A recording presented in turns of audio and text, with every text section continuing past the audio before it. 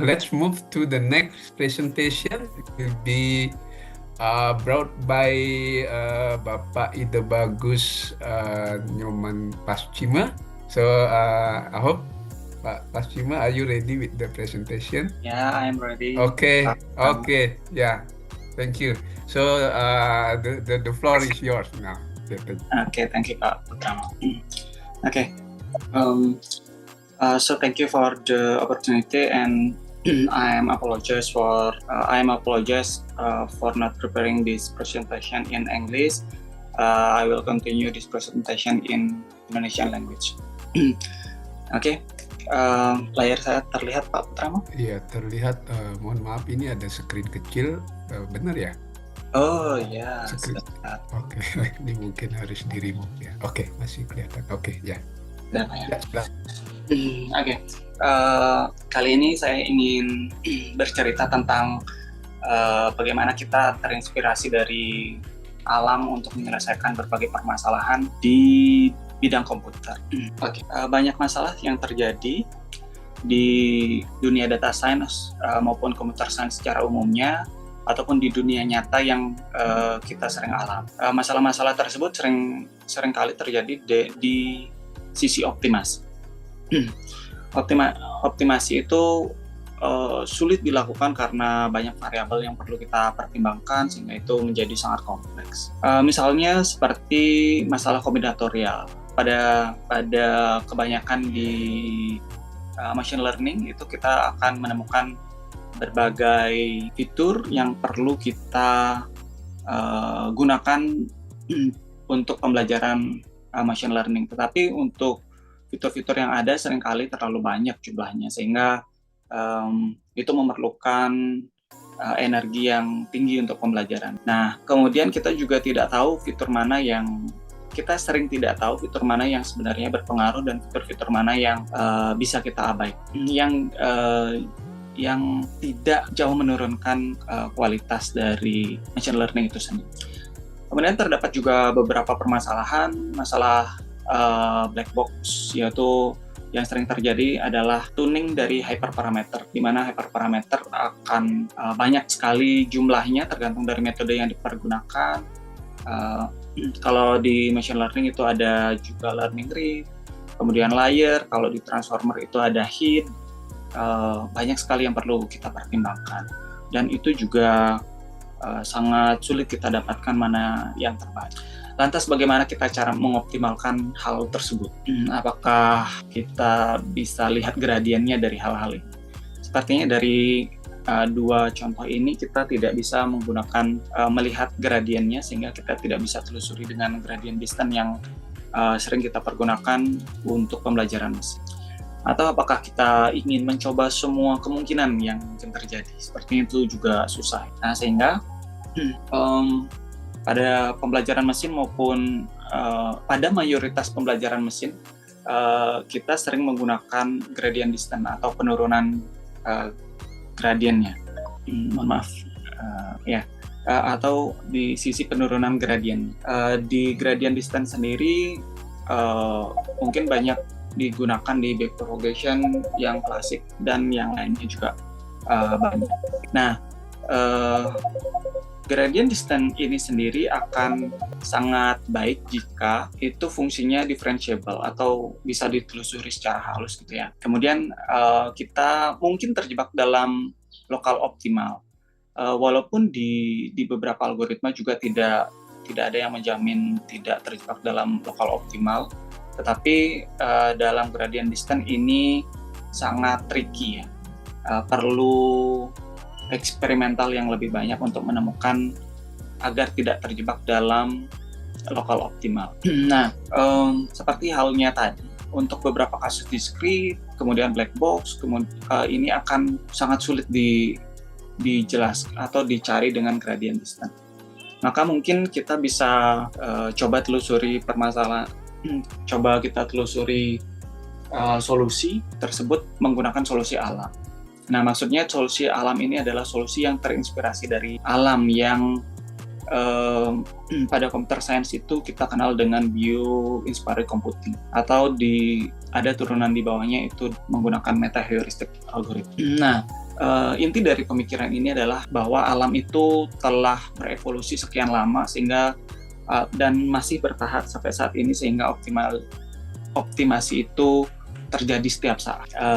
Contoh mungkin sederhananya dalam kasus ini yaitu yang sering menjadi contoh lainnya, yaitu seekor semut untuk menemukan rute terpendek ke tempat makanan. Nah, ini terjadi yang dilakukan semut itu adalah menggunakan feromon. Nah, bagaimana kita berusaha terinspirasi dari seekor semut tersebut untuk mencari rute terpendek misalnya.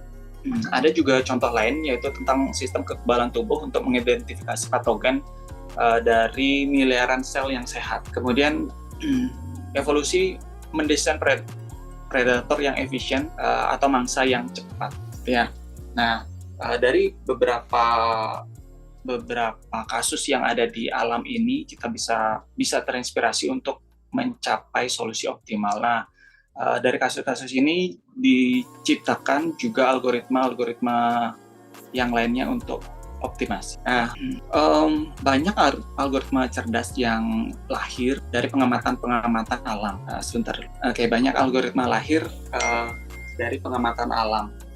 Misalnya yang paling umum adalah dari evolusi biologi. Yang paling umum itu adalah dari algoritma genetika atau genetika algoritma yang terinspirasi dari bagaimana proses makhluk hidup itu berevolusi untuk menghasilkan turunan-turunan yang lebih baik. Kemudian ada juga perilaku kolonis sebut yang tadi saya sebutkan untuk mencari rute terpendek. Kemudian ada juga PSO, Particle Swarm Optimization, itu tentang bagaimana kawanan burung mencari makan atau kawanan ikan mencari makan. Kemudian ada juga artificial immune system, dan di bawah dari bio-inspired computing juga ada neural network yang mungkin sudah banyak dikenal, gitu ya. Nah, bagaimana sebenarnya hubungan AI ini dengan bio-inspired computing, kemudian ada decision support system, neural network, dan lain sebagainya. Nah, terdapat berbagai macam versi untuk penerjemahannya. Tapi secara umum, bio-inspired computing ini merupakan bagian dari artificial intelligence. Dan di dalam bio-inspired computing itu terdapat beberapa algoritma seperti algoritma meta-heuristic, kemudian ada yang berbasis kawanan, swarm intelligence, kemudian neural network juga termasuk di bawahnya. Tetapi tidak semua algoritma meta-heuristic itu dapat dikategorikan sebagai bio-inspired computing, walaupun banyak bio-inspired computing yang menggunakan teknik meta-heuristic. Nah, kita akan mungkin berkenalan dengan bio-inspired computing, yang mana saya tertarik mengangkat ini kembali karena di tempat saya bekerja ini ada beberapa kasus yang saya temukan yang mahasiswa masih tidak dapat menemukan solusinya atau belum mengimplementasikan solusinya. Nah, mungkin dengan ini akan bisa mencari solusi walaupun belum tentu yang terbaik. Nah, bio-inspired computing ini adalah sebuah cabang komputasi cerdas atau intelligent computing yang merancang algoritma berdasarkan prinsip, model, dan strategi alam. Filosofinya seperti yang sebelumnya saya pernah bahas, alam itu telah menghabiskan miliaran tahun untuk research and development. Ada yang punah, ada yang muncul kembali, ada yang terkikis dan ada yang tumbuh, ada yang bertahan sebagai mayoritas dan ada yang hidup sebagai minoritas, ada yang dibantu dan ada yang membantu. Dan dengan cara itu mari kita meniru hal tersebut untuk bisa menyelesaikan permasalahan-permasalahan di bidang komputasi. Ini seperti tadi yang sempat saya singgung, ada evolutionary algoritma dan swarm intelligence di dalam bio-inspired computing. Nah, akan saya coba bahas kembali terkait meta-heuristic. Di mana meta-heuristic ini adalah kerangka kerja atau strategi untuk memecahkan masalah optimasi kompleks.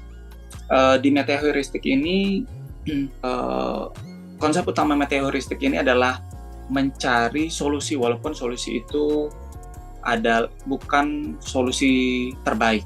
Artinya dia akan melakukan pendekatan walaupun bukan solusi paling ideal. Nah, poin utama metaheuristik adalah cara bagaimana proses pencarian. Jadi metaheuristik itu adalah proses pencarian di dalam ruang pencarian.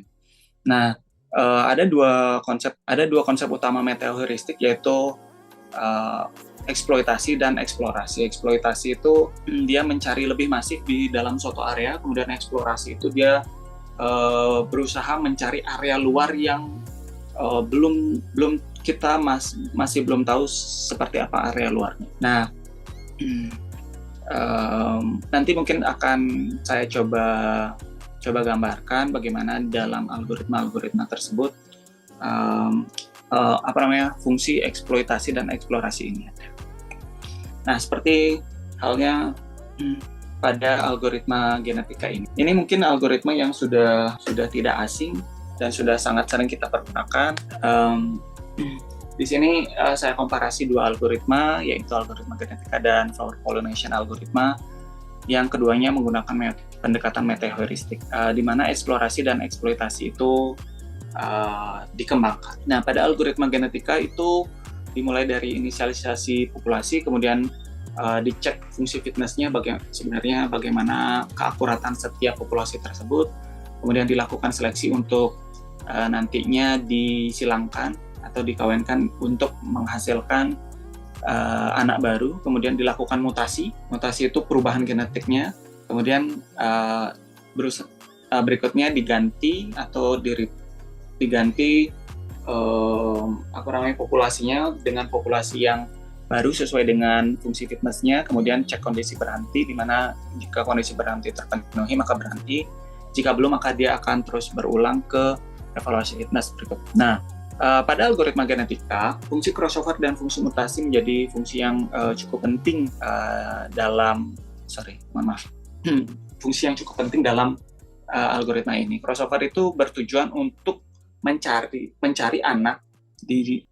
turunan yang berada di antara kedua orang tua. Nah, itu menggambarkan bahwa fungsi ini adalah fungsi eksploitasi, yaitu fungsi yang terus mencari di dalam ruang pencarian. Jadi kalau dianggap suatu lahan, dia akan mencari semakin dalam. Kemudian mutasi itu di mana individu itu akan diubah kromosomnya sehingga dia akan berbeda dari orang tuanya. Sehingga misalnya ada di dua titik, kalau crossover dia akan mencari pada titik-titik yang dekat dengan orang tuanya, tapi kalau mutasi dia akan berusaha diubah berbeda menjadi orang tuanya sehingga dia akan mencari di ruang yang lain.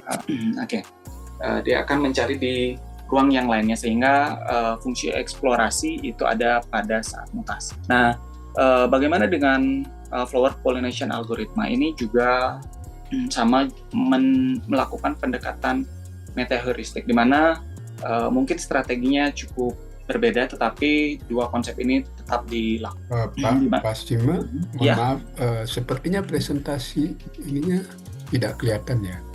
Oh iya, sebentar, saya ulang Pak. Sudah terlihat kembali Pak? Iya, sudah.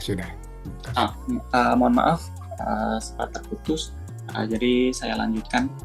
Untuk flower pollination algoritma sama menggunakan teknik metaheuristik,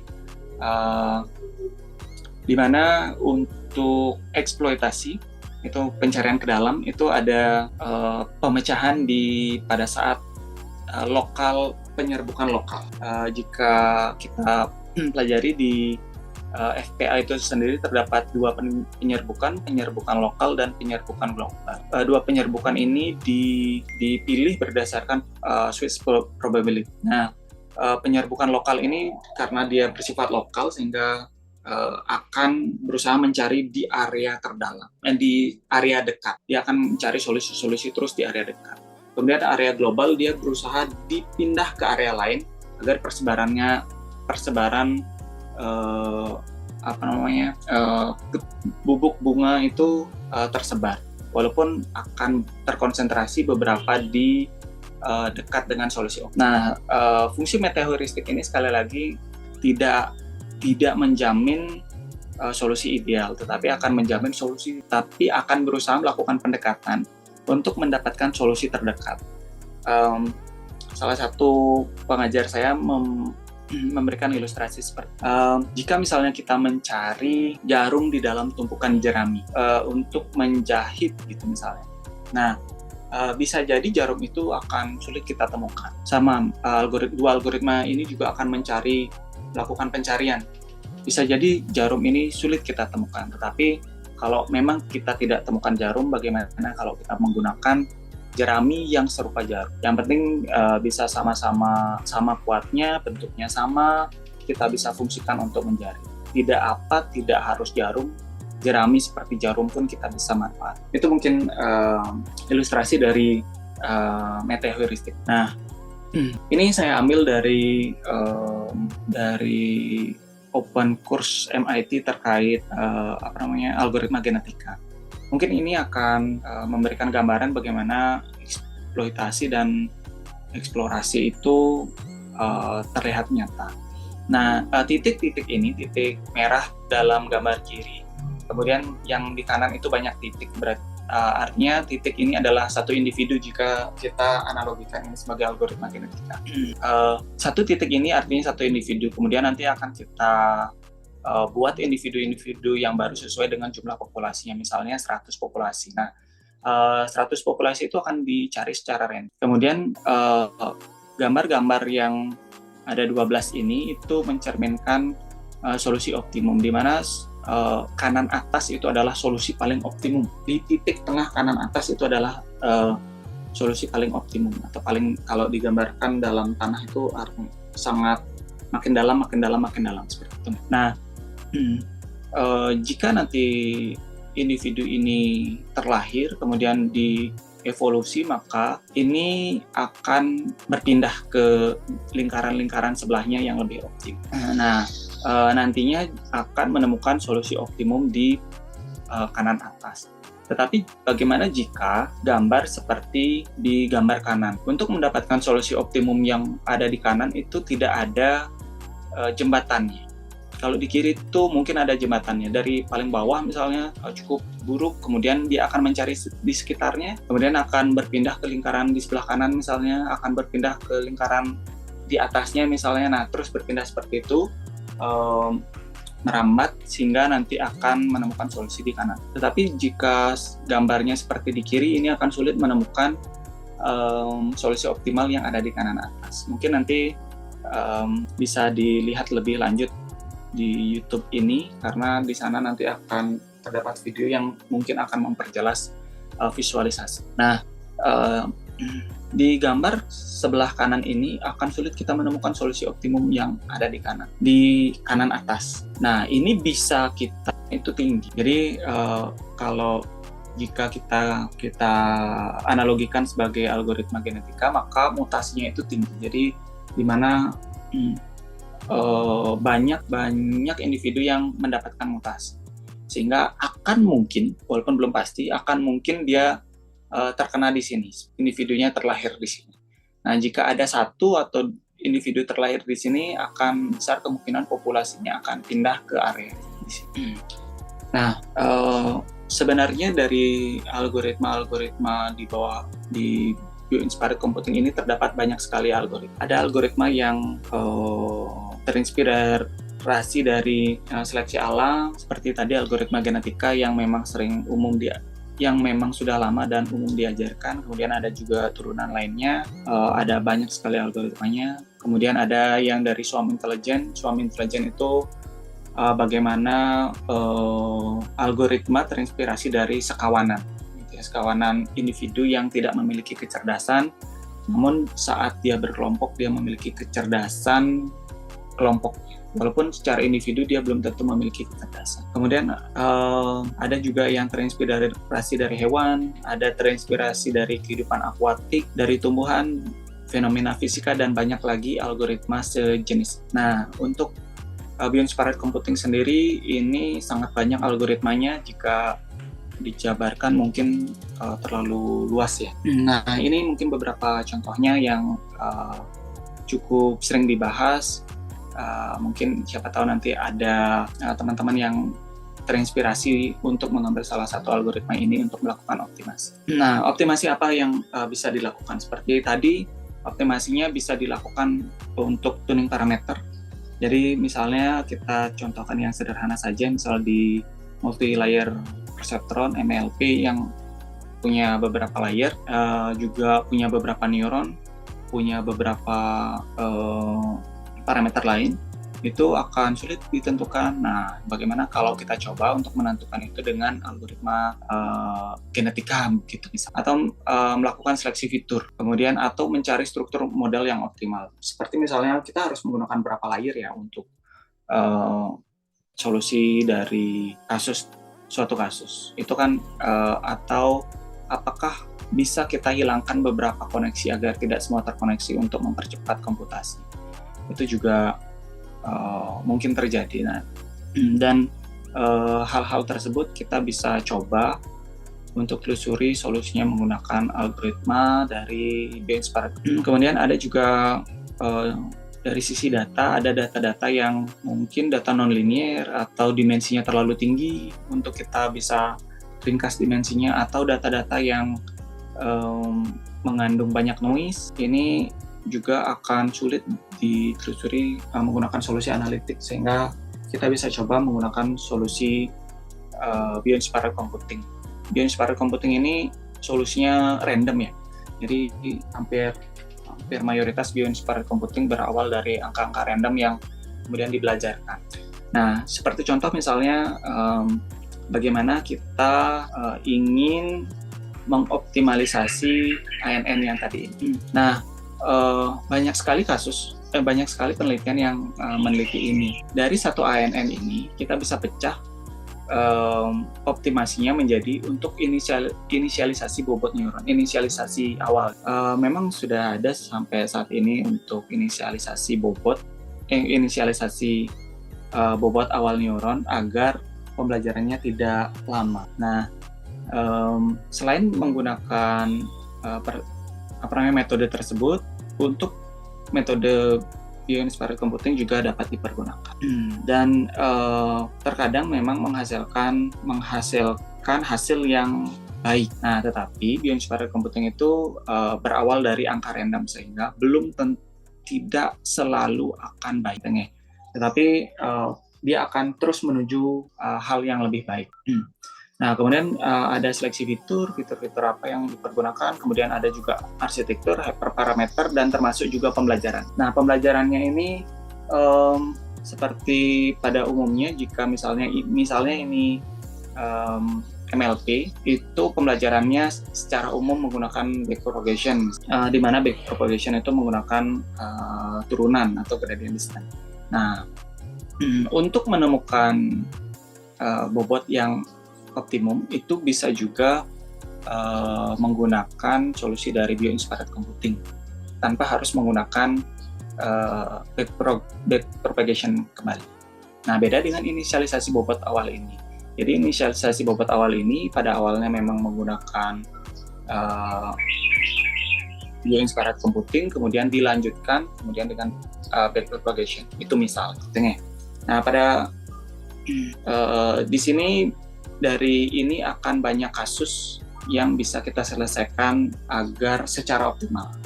Nah, kemudian jika misalnya kita tidak ingin menggunakan jaringan dari metode-metode lain, kemudian yang kebetulan pada kasus peramalan, ini saya memang ambil contoh dari kasus peramalan misalnya dengan data-data seperti di bawah. Kita juga bisa dengan kasus peramalan yang sama mengoptimalkan fungsinya. Nah, ini kurang lebih akan sama dengan jaringan syaraf tiruan, di mana ini mohon maaf, biasanya kan kita pergunakan AX plus BX sampai AX plus BX ke N plus C kan gitu ya. C itu adalah bias. Nah, ini biasnya saya pindahkan ke A, kemudian B1 dan X1. X1 ini nilai aktualnya, kemudian B1 ini adalah nilai random untuk menemukan solusi terdekat. Nah, ini juga bisa langsung dilakukan, sehingga kita tidak perlu arsitektur neural network kembali lagi untuk melakukan peramalan.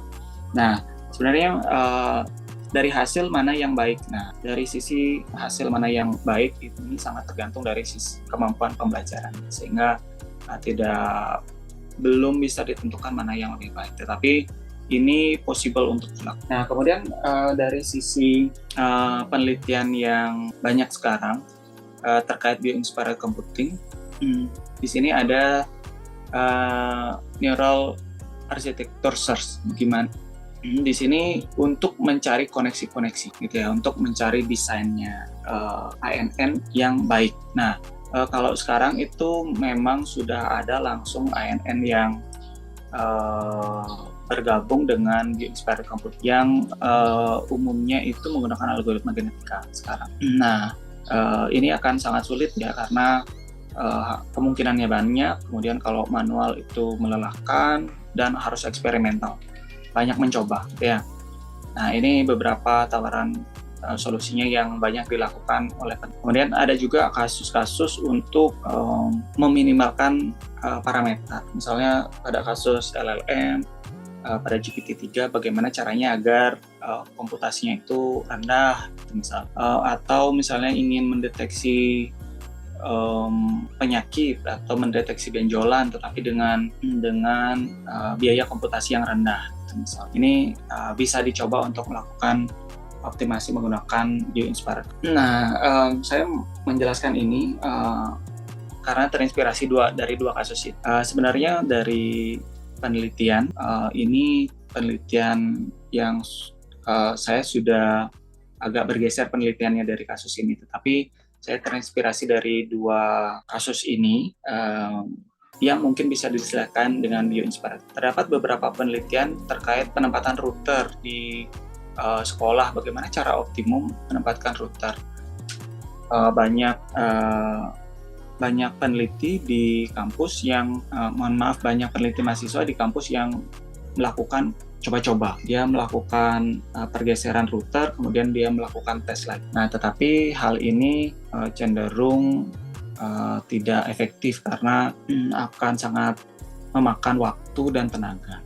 Ini kemungkinan ini bisa disimulasikan dengan algoritma bio-inspired computing untuk letak dari router itu sendiri agar semuanya terjangkau dengan kualitas sinyal yang baik. Kemudian terdapat juga beberapa penelitian mahasiswa yang sulit sekali mencari parameter dari ANN dan parameter dari algoritma statistik klasik seperti ARIMA dan SARIMA. Dia telah mencoba beberapa metode tetapi tidak mendapatkan hasil peramalan yang baik.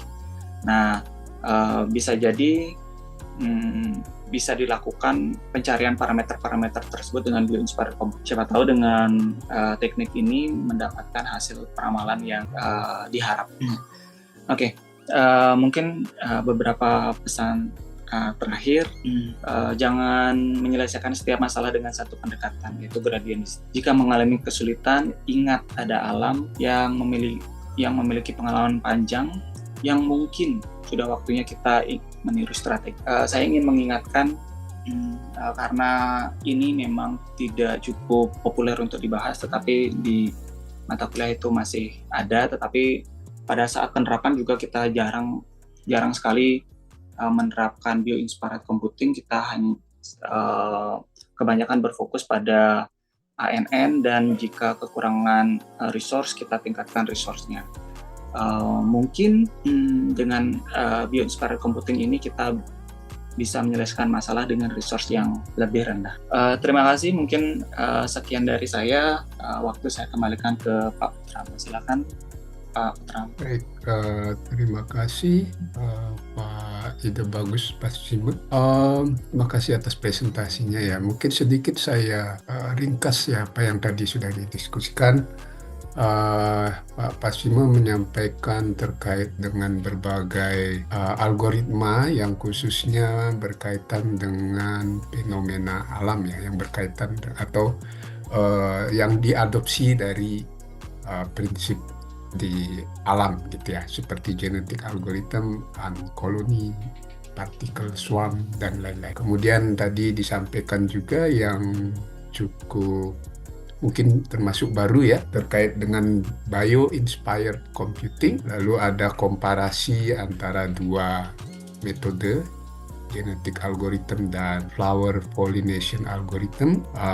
Kegunaannya tadi disampaikan, beberapa diantaranya untuk hyperparameter tuning, inisialisasi bobot dan juga pemilihan fitur, dan berbagai evolusi metode yang digunakan. Salah satunya ada salah dua yang disebut tadi, ada neuroevolution dan neural architecture search gitu ya. Nah, kemudian tadi juga disampaikan kegunaan algoritma yang dengan pendekatan heuristik seperti ini, khususnya untuk contoh yang berkaitan dengan penempatan router gitu ya, di riset yang berkaitan dengan jaringan, dan juga tadi permasalahan untuk menemukan parameter terbaik untuk sebuah neural network model. Oke, mungkin itu semoga bisa memberikan gambaran ya kepada teman-teman, khususnya yang baru mungkin di algoritma yang berkaitan dengan heuristik. Saya buka pertanyaan mungkin untuk 3 pertanyaan pertama. Saya persilahkan jika ada. Ini ada satu sepertinya. Oke. Boleh saya bertanya, Pak? Oke, ya. Iya, izinkan saya bertanya. Ya, silakan. Saya langsung dengan Beli Ida Bagus ya. Tadi Beli Ida Bagus. Oke, terima kasih. Mungkin saya cukup sedikit agak nembi masalah algoritma genetika. Siapa tahu mungkin Beli Ida bisa kasihkan sebuah sampel ya. Dalam hal ini juga saya cuma sedikit mengerti mengenai swarm intelligence. Cuman dalam berbagai permasalahan ini kan saya nggak berkecimpung langsung mengenai penerapan dari kedua algoritma tadi, kedua metode tadi, karena kan kita perlu tahu nih, menurut Beli Ida, pertanyaan pertama nih, formulanya di dalam sebuah optimasi itu kan kita nggak tahu bakunya bagaimana, apakah kita ada patokan formula khusus yang baku yang sering kita perlukan untuk mengoptimasi itu selalu berubah atau tidak. Nah, ini mohon berikan contohnya, misalnya kasusnya problem sales traveling.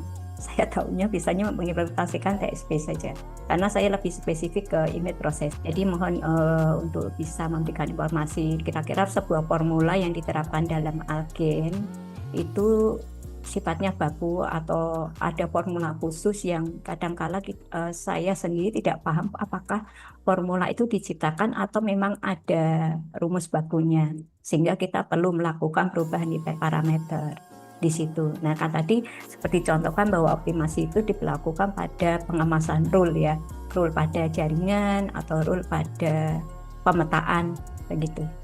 Nah, itu dulu deh sementara untuk sebuah formula khusus pada algoritma genetika dan swarm intelligence. Soalnya saya sedikit bingung masalah formulasi untuk optimasi, karena bukan orang matematis, terlalu matematis. Nah, ini bisa sharing sedikit. Kemudian yang kedua ini sekaligus dalam sebuah optimasi ini Beli Ida telah membuktikan dalam sebuah hasil enggak bahwa ketepatan dari optimasi itu melanjut kepada case nyata atau case praktis bahwa itu sebuah alat itu bisa digunakan untuk optimasi langsung atau hanya pada kerja pada sebuah mesin saja begitu. Terima kasih. Semoga dipahami pertanyaan saya. Ya, terima kasih Bu Maura. Mungkin saya bisa tanggapi langsung Pak. Ya, silakan Pak. Ya, terima kasih Bu Maura. Dari pertanyaan pertama, apakah ada formula yang baku untuk menyelesaikan suatu kasus menggunakan algoritma genetika misalnya Bu ya. Nah, sebenarnya untuk algoritma genetika sendiri itu tidak ada formula khususnya Ibu, karena itu kita akan mencari solusinya tergantung dari kasusnya. Kalau misalnya traveling salesman problem itu bisa jadi ini biayanya itu kan dari biaya suatu jarak ya, dari titik A ke titik B, kemudian ada biaya berupa jarak, misalnya jarak saja misalnya, karena akan kalau didetailkan itu akan banyak sekali mungkin di kasus TSP. Nah, misalnya jarak, sehingga di algoritma genetika itu berusaha mencari urutan kota-kota yang akan dikunjungi. Misalnya kita punya target dari urutan 5 kota misalnya, 5 kota.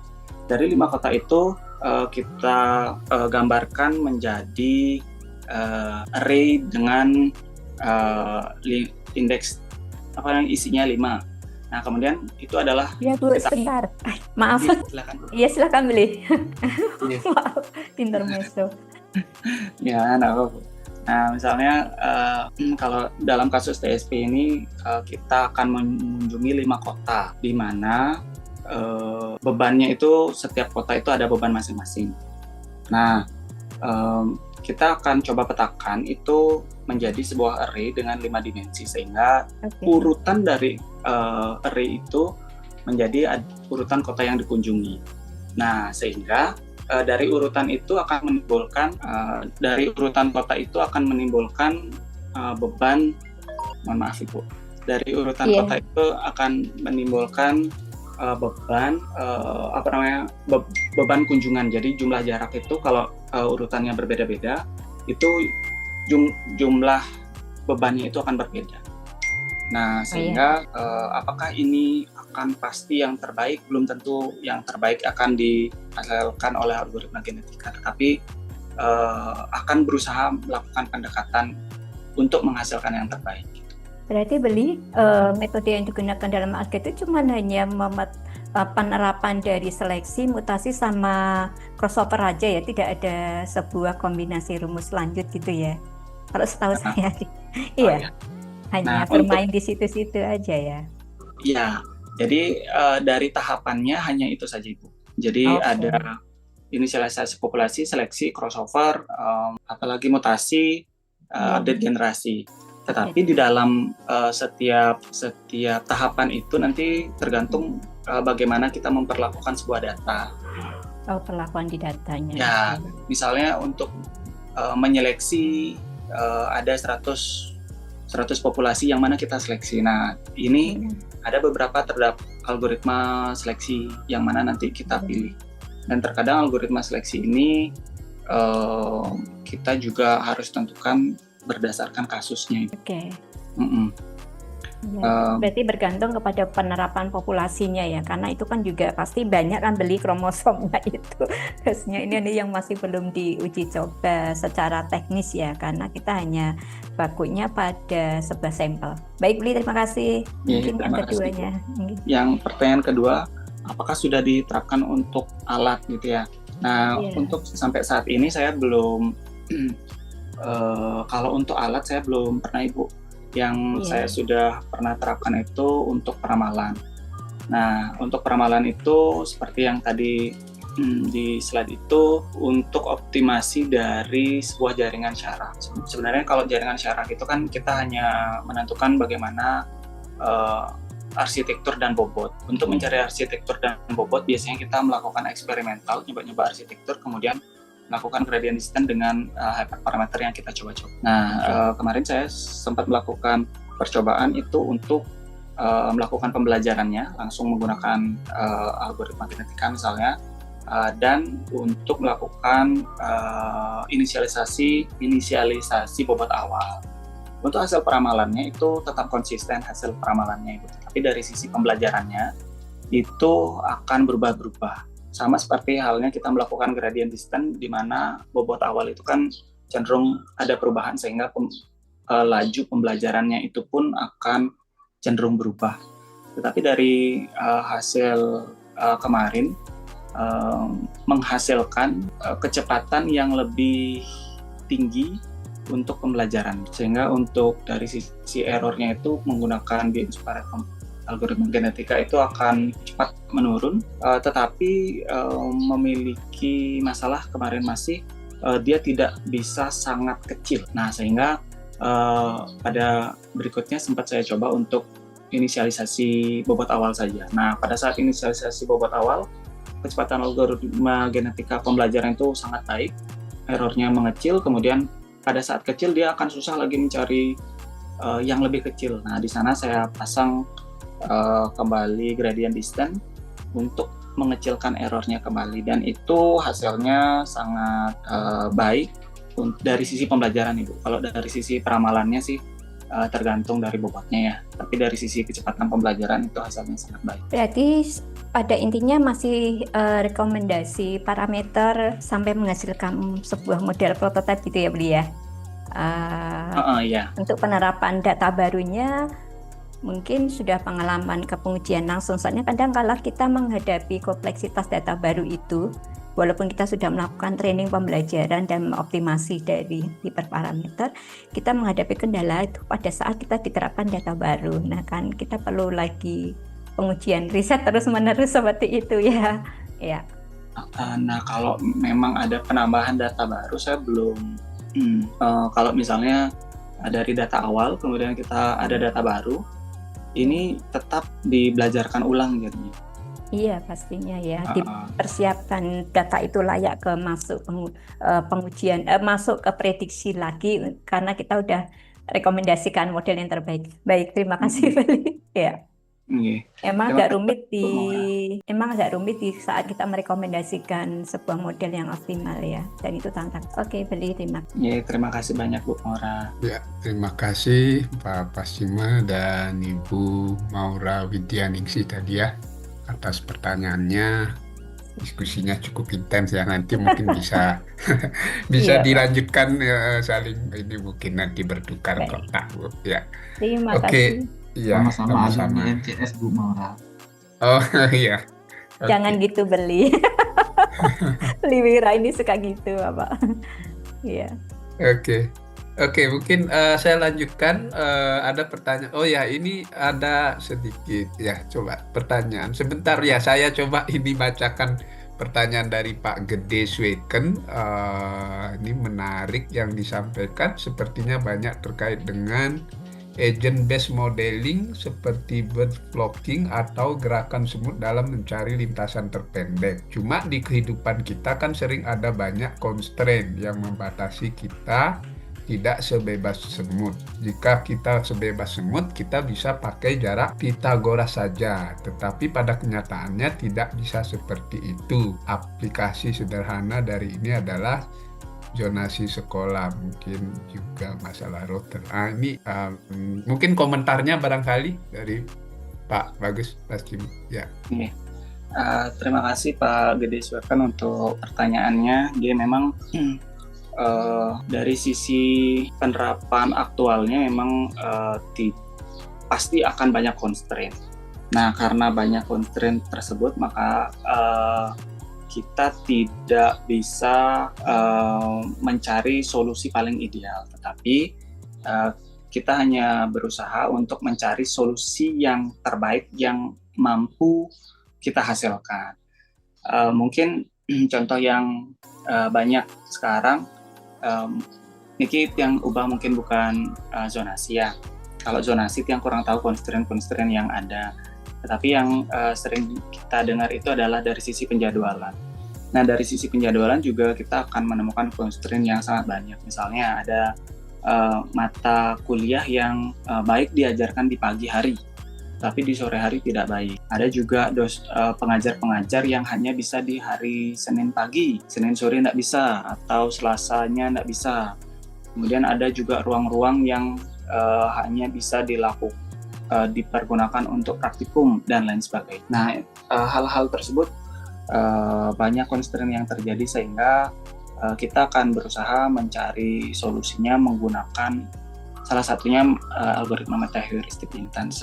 Selama ini itu bisa dilakukan pendekatan walaupun tidak bisa menghilangkan tabrakan 100%. Belum tentu menghilangkan tabrakan 100%, tapi minimal secara umum constraint yang sebanyak itu bisa kita tanggulangi lah.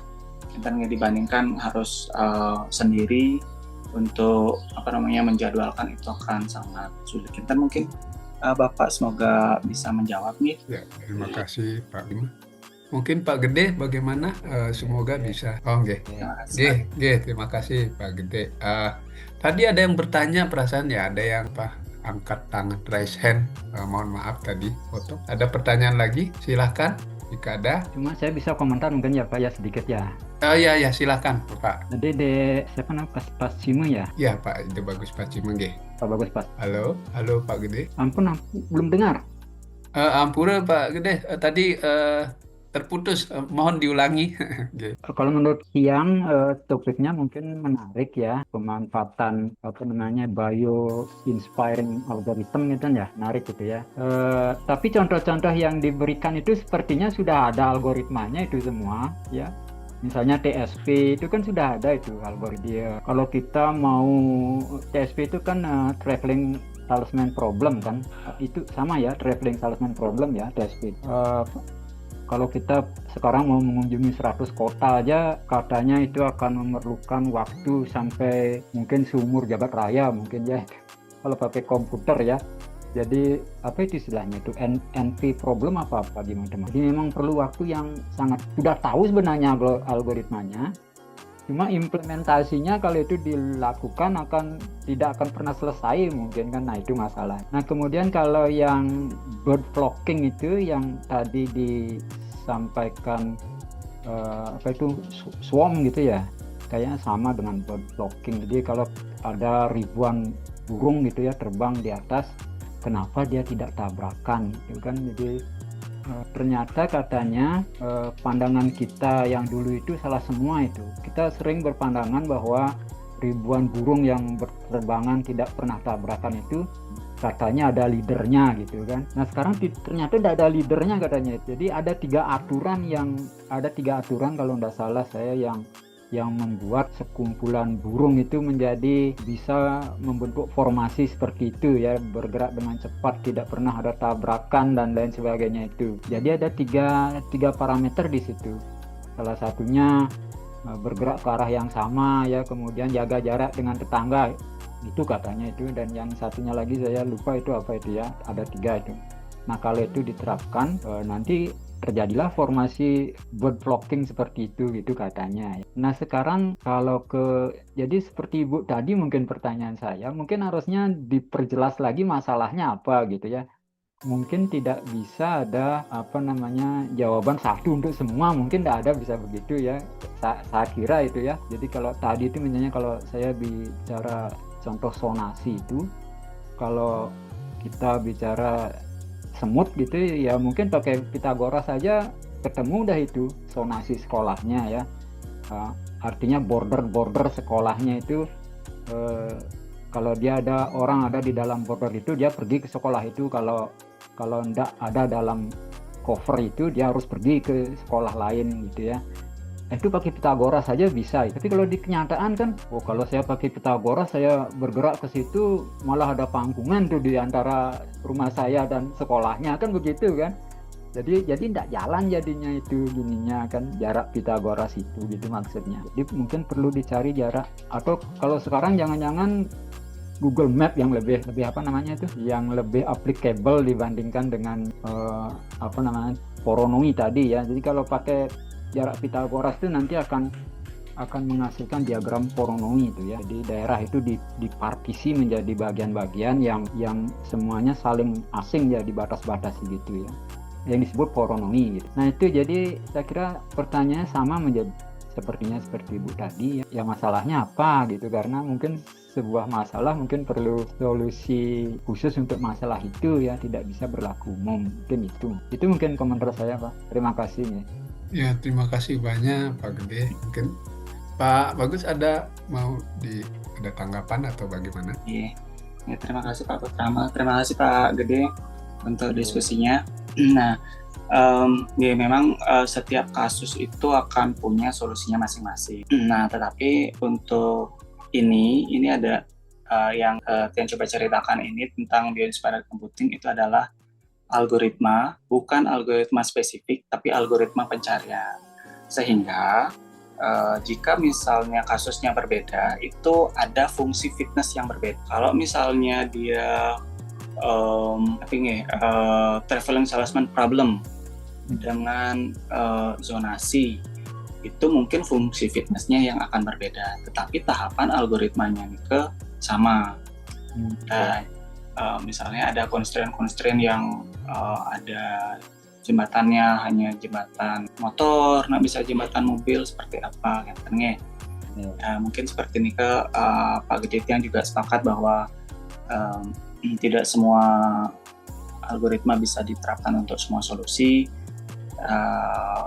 Memang seperti Nike, dan mungkin kita yang tawarkan untuk siapa tahu ada hal-hal yang bisa dioptimasi dengan menciptakan fungsi fitness yang sesuai. Biasanya Nike akan menghasilkan solusi yang dekat karena Nike namanya konsepnya pendekat. Kinten mungkin Pak Ya, semua terima kasih. Sukses Pak Gede. Susma Pak Gede terus diskusinya. Oke, mungkin yang lanjutkan lagi, apakah ada pertanyaan lagi? Oh ya, ini Pak Agus Ibrahim, silahkan Pak Agus. Terima kasih Pak Bud. Ya, terima kasih Pak Gus Pas sudah berupaya sharing materi gitu. Kesibukannya tadi ya ada sedikit interrupt tadi beberapa, saya sedikit lihat itu ya. Tapi materi yang disampaikan luar biasa menarik karena saya sangat sepakat dengan apa yang tadi Pak Gus Pas sampaikan. Itu adalah kita betul-betul bisa menentukan fitur yang optimal dalam pengenalan pola. Jadi sama seperti judul artikel yang sempat saya baca, fix your model by fixing your dataset. Salah satu memfinalkan atau memperbaiki atau mengoptimalkan model adalah dengan memastikan datanya yang kita gunakan itu yang terbaik. Salah satu menyediakannya adalah dengan menentukan fitur yang optimal. Nah, tadi sempat disampaikan materinya ada global optimal dan lokal optimal. Nah, ini sepertinya meskipun berbagai model telah diusulkan gitu ya, untuk mencapai global optimal sepertinya sulit mungkin untuk dicapai karena berbagai constraint tadi yang sempat disampaikan oleh Pak Disweken dan karakteristik dari fitur tersebut tentunya. Nah, sampai saat ini pun kalau alam pun masih melakukan proses seleksi alam sampai sekarang, learningnya akan terus berjalan. Nah, pertanyaan Pak mungkin apakah dalam model GA atau evolution computing ini nantinya bisa dicapai global optimalnya? Itu yang pertama, Pas. Yang kedua terkait dengan tadi ingin menyampaikan saja sih sebenarnya bahwa memang ini hanya pendapat saja yang mungkin dari pertanyaan tadi, bahwa memang model-model yang ada di dalam AI itu adalah meniru pengetahuan komputer, tetapi tetap base-nya adalah manusia yang generate pengetahuan. Sehingga sampai sekarang pun AI tidak akan bisa digantikan oleh manusia tidak akan bisa digantikan oleh AI. Karena kenapa? Karena manusialah yang mengenerate pengetahuan. Dan pengetahuan itu baru ditiru atau diadaptasi oleh komputer. Nah, itu pertanyaan pertama saja mungkin. Yang kedua itu adalah sebatas penegasan saja bahwa model AI itu akan terus learning dan terus belajar berdasarkan pengetahuannya. Itu saja mungkin. Terima kasih Pak Put sudah. Ya, silahkan Pak Gus Pasma, bisa ditanggap. Terima kasih Pak Agus untuk pertanyaannya.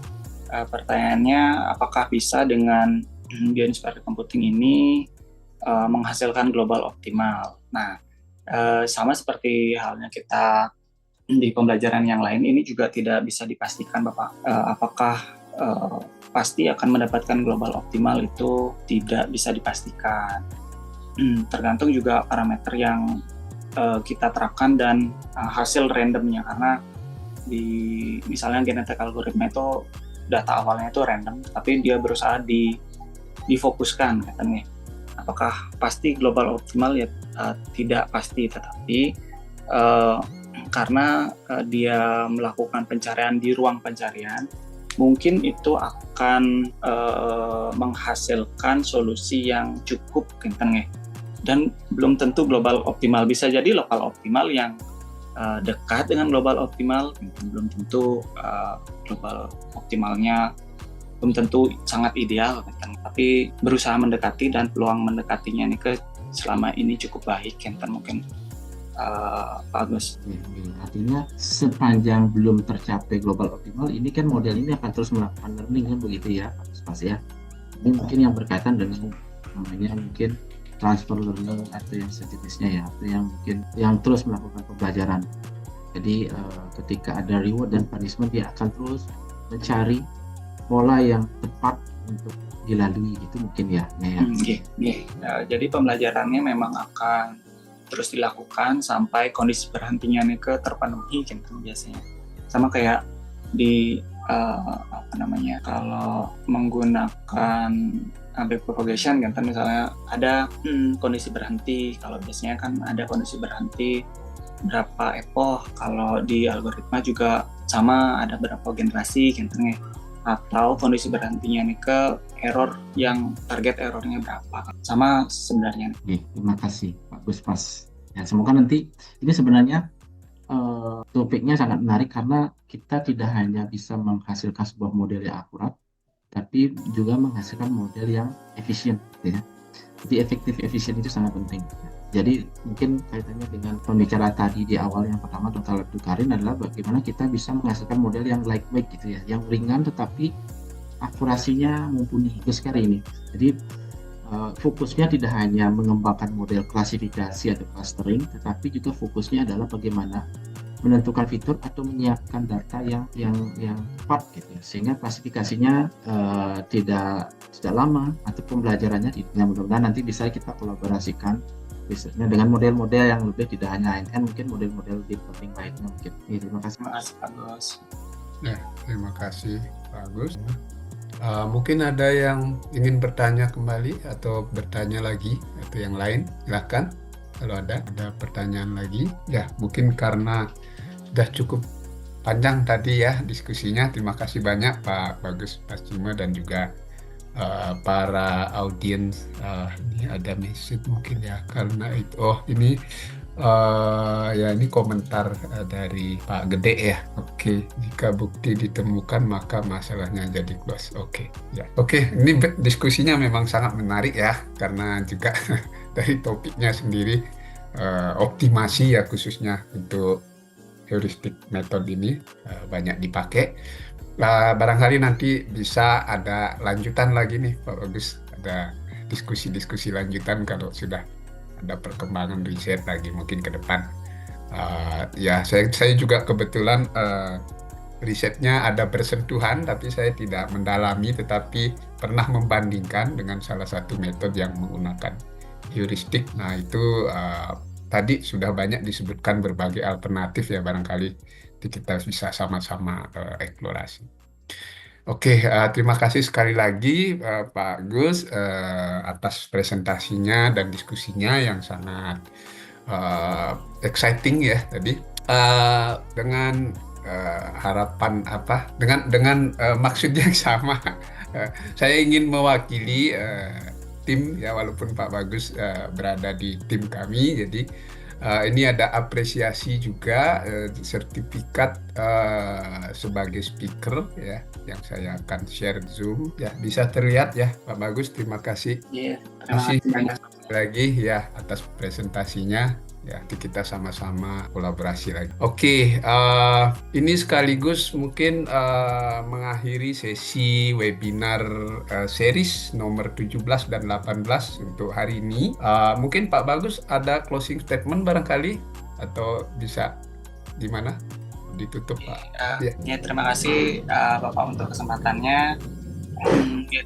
Mohon maaf jika ada hal-hal yang kurang berkenan, nanti kita mungkin bisa kolaborasi kembali, bahwa yang cuma ingin mengenalkan kembali karena memang banyak dari kita yang fokusnya ke jaring ANN, yang ingin mengingatkan kembali bahwa ada algoritma yang lain yang bisa kita kolaborasikan dan tidak untuk saling dibandingkan algoritmanya. Terima kasih untuk kesempatannya. Mohon maaf jika ada salah kata. Nanti kita kolaborasi lagi. Oke, ya, terima kasih sama-sama. Mungkin Pak Agus ada yang mau disampaikan sebelum ditutup sesi kali ini? Terima kasih Pak Putramo. Statement saya singkat, mungkin tujuan dari webinar hari ini sudah tercapai. Jadi sudah banyak pemantik pertanyaan yang sudah sangat potensi untuk dikolaborasikan. Jadi dengan melalui wadah ini sebenarnya kita bisa tergugah gitu ya, dan ingat kembali esensi kita sebenarnya adalah selain sebagai pendidik, kita juga adalah sebagai peneliti gitu ya. Nah, jadi kita dengan ya waktu yang singkat mungkin 2 jam kurang kita kembali introspeksi diri bahwa jati diri kita adalah sebagai peneliti juga. Jadi melalui webinar ini kita bisa saling berdiskusi, mudah-mudahan hasil diskusi ini bisa menjadi kolaborasi yang bermakna ke depannya dan tentunya berdampak. Ya, tadi Chris Waken juga bagian dari tim kita. Jadi ini sangat menarik kenapa kita sangat penting dengan domain matematik karena computer science adalah applied science dari matematik tentunya ya. Karena ada yang memperdebatkan computer science itu apa? Itu adalah ilmu terapan dari matematik di mana dibungkus dengan algoritma sebenarnya ya. Nah, ini mungkin arahannya nanti Pak Desweken dan tim dari matematik juga dan tentunya dari domain-domain bidang ilmu lain kami harapkan bisa saling berkolaborasi karena esensi dari kelompok riset data science ini adalah kita ingin menemukan pola. Tentunya bisa berhasil menemukan pola, kita harus memahami dulu ya domain expertnya seperti apa. Nah, kita pasti tentunya harus membutuhkan bidang ilmu kedokteran, bidang ilmu psikologi, bidang ilmu marketing, bidang ilmu dan lain sebagainya. Dan tentunya dengan formula matematik yang dibungkus dengan algoritma, sehingga pola akan didapatkan dengan baik. Meskipun polanya akan terus selalu berubah, karena ilmu pengetahuan akan terus maju dan berkembang. Oke, mungkin itu saja. Terima kasih Pak Putramo. Mungkin Pak Desweken ada yang ingin disampaikan Pak D. Dipersilakan Pak D. Untuk Mang Agus. Oke. Mang Agus. Oke, Pak D, silakan Pak D. Belokan ke Mang. Halo Pak D. Mungkin hal lain kelihatan. Oh, oke. Ya. Oke. Mungkin gitu saja Pak Putramo. Jadi Ya. kita semua ya tentunya saya yang mewakili kelompok riset data science dan mengucapkan terima kasih yang sebesar-besarnya kepada Bapak Ibu Handai Tolan yang berkenan mengikuti kegiatan webinar hari ini. Semoga kegiatan ini bisa menghasilkan pengetahuan dan dampak yang bermanfaat bagi Bapak Ibu dan Handai Tolan semuanya. Jadi ini adalah sebuah wadah kita semua untuk saling berdiskusi, untuk mencari atau mendapatkan ilmu pengetahuan. Semoga nanti bermanfaat dan sebagai apresiasi kami juga terima kasih Pak Buspascimo dan tadi Dr. Abdul Kadir. Semoga ini menjadi berkah dan karma baik bagi Pak Buspascimo dalam mengembangkan ilmu pengetahuan dan teknologi. Terima kasih yang sebesar-besarnya dan tentunya di akhir kata saya mungkin izin Pak Putramo. Mohon maaf yang sebesar-besarnya jika ada hal-hal yang kurang berkenan dengan kerendahan hati. Saya mohon maaf apabila ada hal-hal yang kurang baik itu diksi maupun ucapan yang tadi disampaikan. Terima kasih Pak Putramo. Saya kembalikan ke Pak. Baik, terima kasih Pak Agus. Jadi ini mengakhiri sesi kali ini. Terima kasih semua peserta yang sudah bergabung. Sampai bertemu kembali di sesi series berikutnya. Sampai jumpa. Izinkan saya menutup webinar kali ini. Terima kasih. Selamat siang. Nggak ada pantun Pak Putramo ya? Waduh, nggak nyiapin ini Pak. Oke, mungkin berikutnya Pak. Terima kasih. Terima kasih Bapak Ibu Terima semuanya. kasih untuk semuanya. Ya. Bapak Ibu semuanya. Terima kasih. Terima kasih. Terima kasih Bapak Ibu. Zion living ya. Yeah.